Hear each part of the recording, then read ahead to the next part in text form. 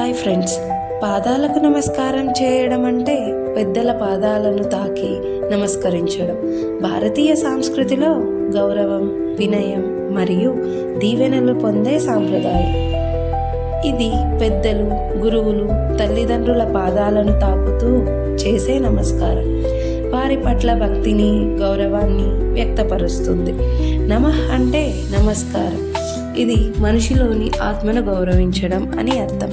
పెద్దల పాదాలను తాకి నమస్కరించడం వల్ల వారి పాదాల నుండి దీవెనలు లభిస్తాయని, వారి ఆశీస్సులు మనకు శుభాన్ని చేకూరుస్తాయని నమ్ముతారు.